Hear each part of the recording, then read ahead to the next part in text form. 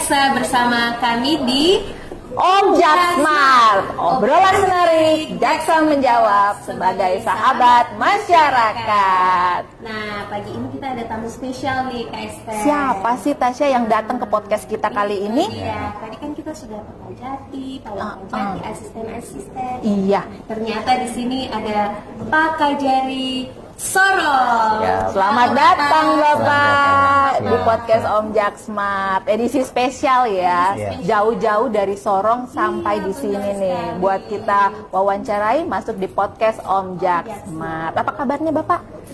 Baik, alhamdulillah kabar baik, dan tentu suatu kehormatan bagi saya bisa hadir dalam podcast yang tentunya podcast pertama kali di Papua Barat ya, dan Papua Barat Daya.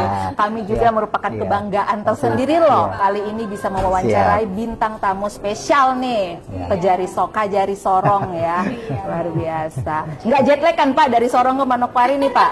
Nah, infonya penerbangan yang kemarin cuacanya agak-agak kurang bersahabat, tetapi ya alhamdulillah kami tiba walaupun ada sedikit turbulence, tetapi bisa landing dengan baik. Salah Pak ya, mungkin karena niatnya baik mau ketemu dengan Mbak Esther dan Mbak Tasya. Terima kasih Bapak. Niat baik pasti hasilnya juga baik ya Pak. Siap.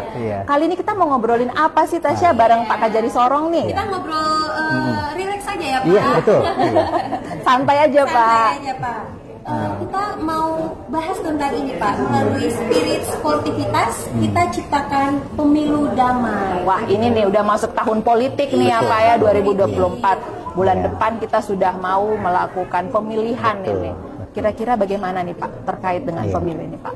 Ya baik, betul, tema yang disampaikan ini memang cukup menarik, bahwa kita tahu bersama tahun ini merupakan tahun politik ya, yang tidak hitungan berapa hari lagi ya, mungkin tidak sampai sebulan lagi ya kita akan memasuki tahun pemilu, dan tentunya harapan kami ya setiap warga negara yang memang ya setiap warga negara yang sudah terdaftar di DPT ya, nah itu agar memaksimalkan ya hak pilihnya ya, karena ini menunjukkan kita sebagai warga negara yang baik.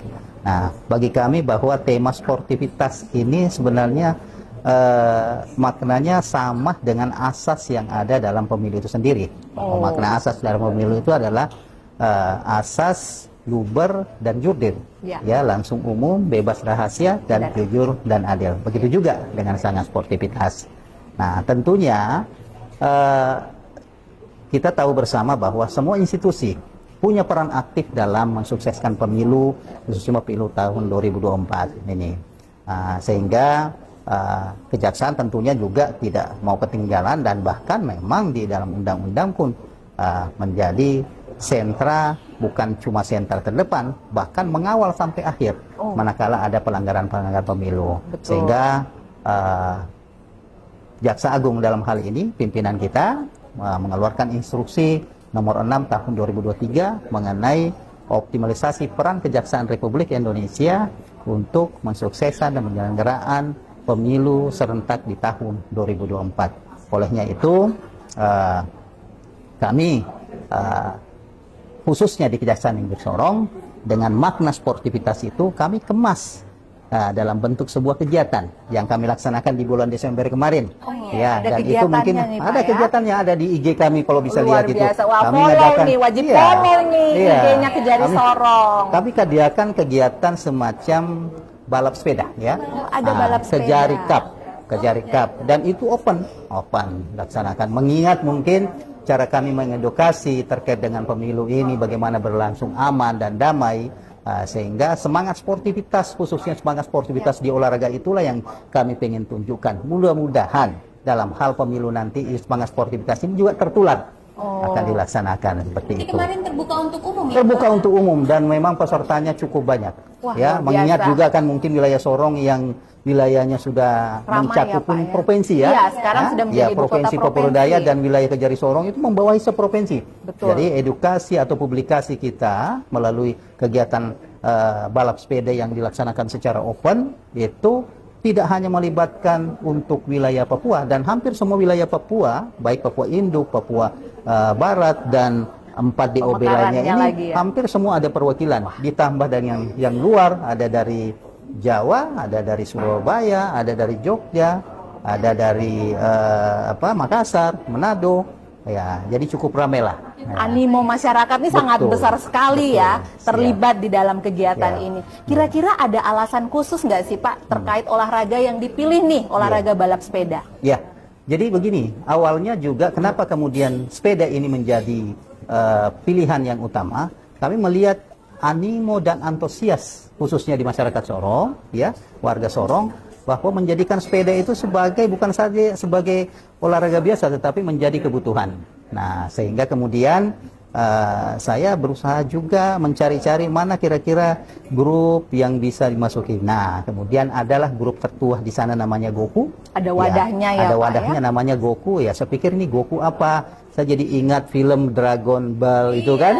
Itu Goku apa? Ternyata Goku ini singkatan. Oh, ada singkatan dari Gowes Kuliner. Gowes. Setidaknya saya bilang nanti kalau saya ikut bergabung, kalau nggak maksimal di Gowesnya, minimal di kulinernya lah. Ya.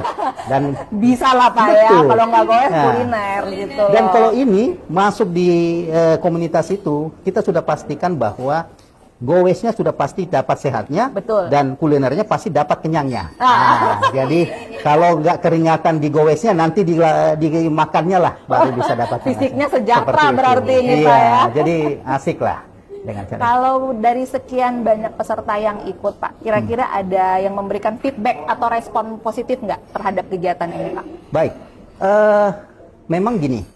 Kegiatan itu kemarin kami coba membangun mitra, ya, dalam hal ini pemerintah, BUMN, dengan tentunya rekan-rekan yang banyak terlibat dalam grup itu yang notabene berbagai profesi.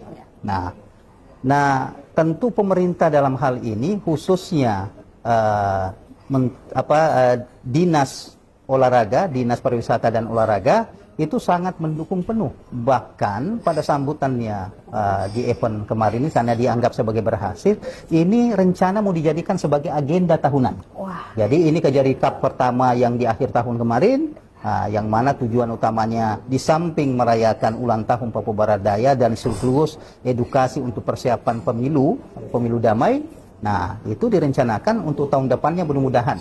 Kalau toh masih Kejari yang sekarang bertahan, berumur panjang, mungkin melanjutkan. Dan kalau misalnya toh nanti harus ada perubahan, akan kami sampaikan kepada siapapun yang melanjutkan untuk melestarikan kegiatan-kegiatan ini. Dan ini pemerintah maupun BUMN siap, tidak sekedar siap mendukung secara formil, bahkan siap untuk mensponsori kegiatan itu. Itu memang luar biasa supportnya ya terhadap kegiatan ini. Selain dari segi sportivitas ini Pak, sisi sportivitasnya, apakah Kejari Sorong juga memiliki kiat-kiat lain Pak ini dalam mensukseskan pemilu damai di tahun 2024 ini Pak? Iya, betul, bahwa sesuai dengan instruksi Jaksa Agung maupun ketentuan yang terkait dengan persiapan kejaksaan, mungkin ini secara umum ya, kejaksaan menghadapi pemilu tahun 2024 ini, bahwa memang diamanahkan di setiap kantor kejaksaan, termasuk kami di Kejaksaan Negeri, harus membentuk posko pemilu.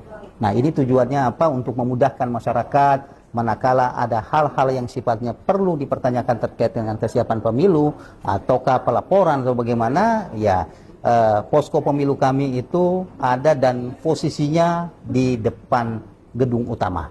Langsung kelihatan langsung ya kelihatan, Pak ya? Dan itu sudah ada motif tersendiri, ya, siang malam pasti kelihatan lebih ditonjolkan aura maupun lampu-lampu yang menghiasi posko itu. Memang persiapannya luar biasa supaya bisa menarik masyarakat juga ya Pak. Nggak takut ini kalau misalkan datang untuk melaporkan pengaduan terkait dengan pemilu ini ya Pak ya.